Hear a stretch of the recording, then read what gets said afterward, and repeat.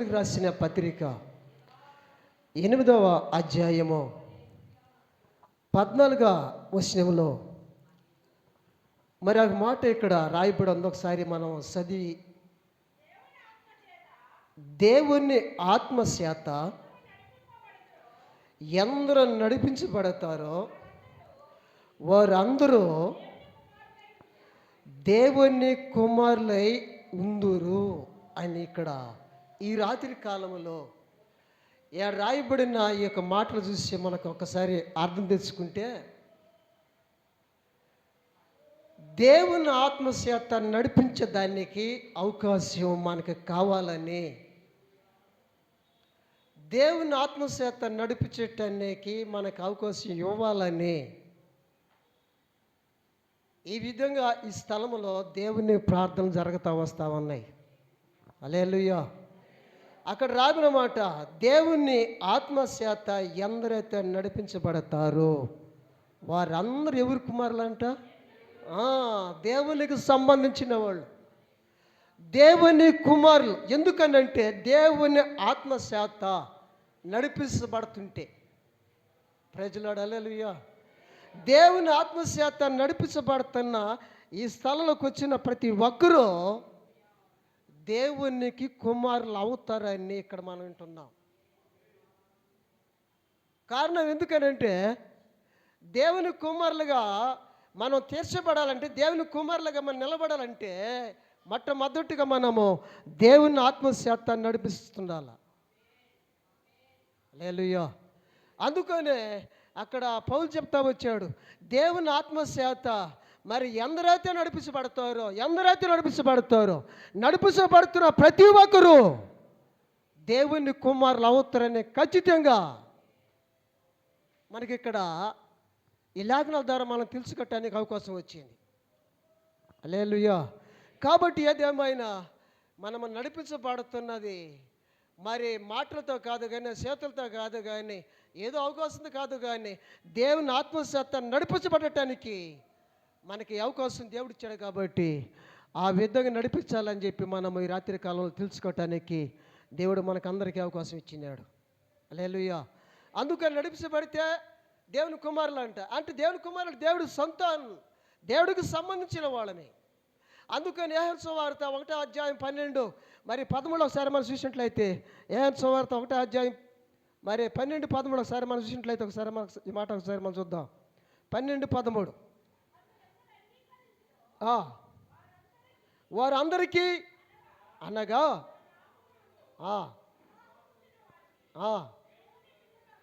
దేవుని పిల్లలు అవటానికి ఆయన అధికారం ఇచ్చాడంట మనకందరికీ. హల్లెలూయా.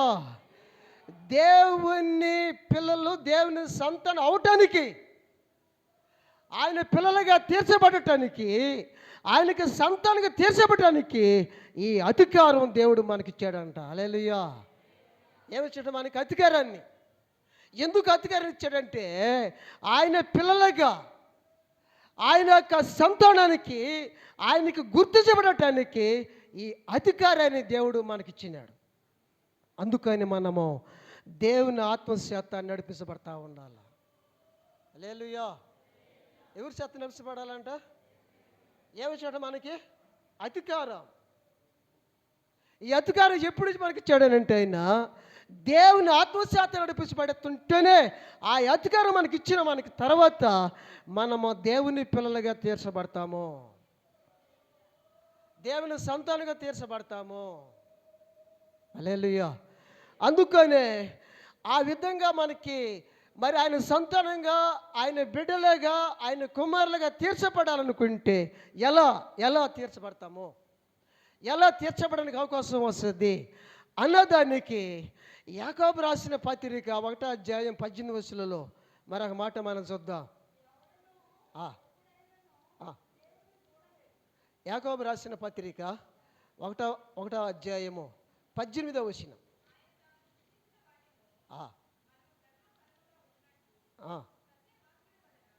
ఏందట? సత్యవాక్యము వలన, సత్యవాక్యము వలన మనల్ని తన ఇష్ట ప్రకారంగా మనల్ని కన్నాడు. అంటే సత్యవాక్యం ద్వారా మనం ఒక దేవుని పిల్లలకి తీర్చబడటానికి అవకాశం. దేవుని వాక్యం ద్వారా, సత్యవాక్యం అంటే దేవుని వాక్యం ద్వారా మనము ఆయన పిల్లలుగా తీర్చబడటానికి, ఆయన బిడ్డలుగా తీర్చబడటానికి, ఆయన సొంతం తీర్చబడటానికి ఇక్కడ రాసిన మాట, సత్యవాక్యం వలన మనల్ని తన ఇష్ట ప్రకారం కన్నాడు. దేవుని వాక్యం ద్వారా మనము దేవుని పిల్లలైపోతామని ఇక్కడ లేఖనాలు మనం బోధిస్తూ ఉన్నాయి. హల్లెలూయా.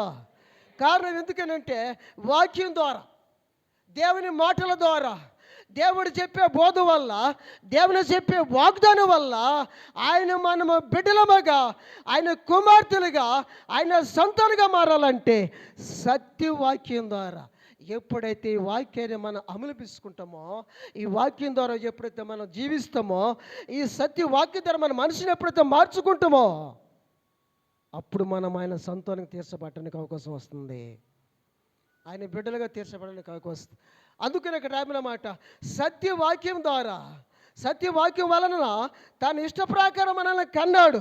కారణం ఎందుకనంటే వాక్యము బిడ్డలుగా మార్చద్ది, వాక్యము ఆయన సొంతంగా మార్చద్ది, వాక్యము ఆయన కుమారులుగా మార్చద్ది. అందువల్ల మనకి అలా మారాలనుకుంటే ఈ సత్యవాక్యం ద్వారా, దేవుని వాక్యం ద్వారా ఎట్లా మారుతాయో అనుకున్న దాన్ని ఒకసారి ఆలోచుకుంటే, వాక్యాన్ని కనుక వింటామంటే, సత్యవాక్యం ద్వారా మనం జీవిస్తున్నట్టుగానైతే మనకు మనసు మారుతూ ఉంటుంది.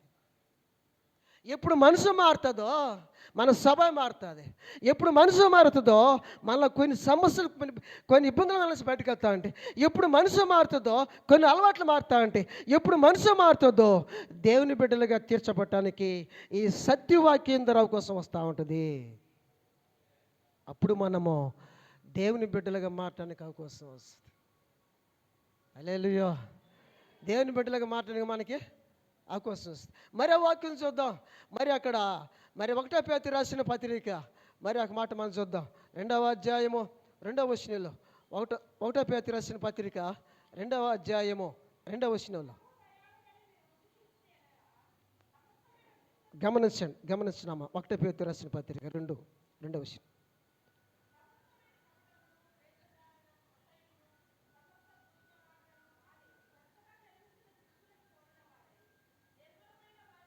నిర్మలమైన వాక్యం. ఇప్పుడు గమనించిన ఇక్కడ మరొక సంబంధిస్తాం. ఎప్పుడైనా మనము శిశువుగా మారి రక్షణ విషయంలో ఎదగాలనుకుంటే, రక్షణలో మనం ఎదగాలనుకుంటే, రక్షణ మార్గాన్ని మనం జీవించాలనుకుంటే, ఇక్కడ రాసిన మాట ఏందో తెలుసిన, వాక్యం అనే నిర్మలమైన పాల వల్ల త్రాగి దాని వల్ల మనం జీవించాలి. వాక్యాన్ని అనుసరిస్తే, వాక్యం ద్వారా జీవిస్తే మన మనసు ఎలా ఉంటుంది తెలిసిన, శిశువు అలా మారుతుంది మన మనసు. శిశువు అలా సన్న బిడ్డ, గర్భాన్ని శిశు బిడ్డకి ఏ మనసు ఉంటుందంటే మంచి మనసు, శిశువు మనసు, చిన్న బిడ్డ మనసు. అలాంటి ఆలోచన, ఆ మనసు మనకి రావాలి, మనకు తీర్చబడాలనుకుంటే వాక్యమైన నిర్మలమైన పాలవాళ్ళని త్రాగిదాన్ని మరి ఆశించండి, దాని గురించి నిలబడండి. వాక్యాన్ని మనం ఎప్పుడైతే అనుసరిస్తామో మనకి శిశువులంటే మనసు మన జీవితంలో మారుతూ ఉంటుంది. మన మనసు మారుతూ ఉంటుంది. కారణం ఎందుకు తెలిసిన? వాక్యం ద్వారా. కారణం ఎందుకు తెలిసిన? దేవుని వాక్యం ద్వారా. కారణం ఎందుకు తెలిసిన? దేవుడిలోనే ప్రతి మాట వల్ల, దేవుని వాక్యంలో ప్రతి ఆలోచన ప్రకారంగా మన మనసు ఎప్పుడు మారుతారంటే దేవుని వాక్యం ప్రకారం నడుచుకుంటే శిశువు, చిన్న బిడ్డలంటే మనసుగా మారేదానికి ఈ వాక్యం వల్ల నిలబడుతుంది. దేవుని వాక్యం విధంగా మారుస్తుంది. అప్పుడు మనము దేవుని కుమారులం అనబడతాము. హల్లెలూయా. ఎవరి కుమారులు అనబడతామంట? దేవుని కుమారులుగా అనబడాలనుకుంటే మారో కాకుండా, శిశువులాగా తీర్చుకోకుండా, పశువులంటే బిడ్డలాగా మనకు అవకాశం లేకోకుండా, ఈ వాక్యం వల్ల మనము నిర్మలమైన పాల త్రాగినట్టుగా మనం ఆశించడం కాకుండా కానీ ఉంటే, మనకు మనసుగా మారుకుంటే మనము ఎంత దూరమో విన్నా కానీ మన పరిస్థితుల్లోనే ఉంటుంది. అందుకని ఇక్కడ పేతురు చెప్పాడు, మనం మారాలంటే పసిబిడ్డలాగా పసి శిశులాగా మారాలనుకుంటే, దేవుని కుమారులాగా మారాలంటే, దేవుని సంతానంగా మారాలనుకుంటే మొట్టమొదటిగా మనం చేసింది ఒకటే, దేవుని వాక్యాన్ని మనం గుర్తించుకోవాలి. దేవుడు వాక్యాన్ని మనం క్రమంగా వినాలా. దేవుని వాక్యం ద్వారా మనం జీవించినట్లయితే మన మనస్సు మారుతూ ఉంది. మన మనసు అనేది మారుతూ ఉంటుంది. మన మనసు మారితే మనం పసిబిడ్డలాంటి మనసు కలిగినట్టుగా అప్పుడు మనము దేవుని కుమారులుగా మారుతాము. అందుకని ఎవరైతే దేవుడు ఎంతమంది దేవుడి చేత నడిపించబడతారో వాళ్ళందరూ దేవుని కుమారులు. అప్పుడు కుమారులు అనబట్టడానికి అవకాశం ఎప్పుడు తెలిసిన, ఇలాంటి ఆలోచన కలిగి దేవుని వాక్యం ద్వారా మనం నివసించగలిగితే అప్పుడు మనము దేవుని కుమారులుగా తీర్చబడటానికి అవకాశం వస్తూ ఉంది. దేవుని బిడ్డలుగా మారటానికి అవకాశం వస్తూ ఉంది. దేవుని కుమారులకు తీర్చబడడానికి అవకాశం వస్తూ ఉంది. అలా మనము నడిచినట్లయితే ఆ విధంగా మారుతుందని, మార్పు మనకు వస్తుందని దేవుని వాక్యం మనకు సెలవిస్తూ ఉంది. ఒక ఆయన చెప్పాడు, అయ్యా నేను బాగా మారాలన్నా, నీలాగా ఉండాలా, నీలాగా జీవించాలయ్యా, ఎలా చేయాలా అని యేసు ప్రభు కాడ కూర్చి ఒక వ్యక్తి అడిగాడు ఆ మాటలు. నేను ఎలా మారాలయ్యా, ఎలా జీవించాలా అని అడిగితే యేసు ప్రభు ఒక మాట అన్నాడు ఆయనతో, వచ్చి అడిగిన ఆయనతో. అందుకని ఆ మాట చూసి త్వరగా ముగిస్తున్నాను. యోహాను సువార్త 3వ అధ్యాయం 3వ వచనంలో, యోహాను సువార్త 3వ అధ్యాయం 3వ వచనంలో, అందుకు యేసు అతనితో, ఒకడు కొత్తగా జలమిస్తేనే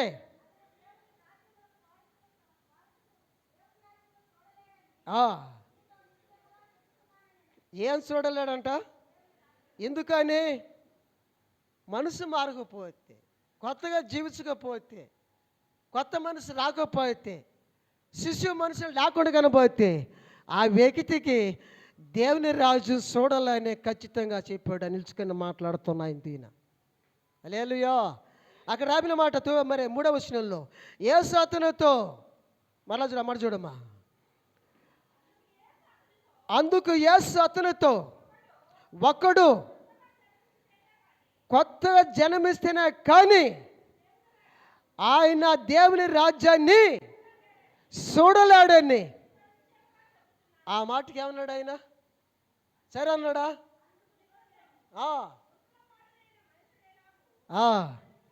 ఎలా జలం ఇట్టాలోచుకున్నాడు. యేసు ప్రభు చెప్పిన బోధ వేరు, క్రీస్తు చెప్పిన మాటలు వేరు, ఈయన ఆలోచించుకొని వేరు. ఈయన ఏం ఆలోచించుకుంటాడంటే, ఇది మరలా నా తల్లి గర్భంలో పుట్టి మళ్ళా పెరిగి వచ్చే నిజమేనా, ఇది జరిగేదేనా తన మనసులో అనుకున్నాడు. దేవుడు చెప్పిన మాట ఏంటంటే, కొత్తగా జన్మించమంటే మనసు మారాలయ్యా, మనసు మారాలయ్యా, హృదయం మారాలా, ఆలోచనలు మారాలా, తలంతలు మారాలా.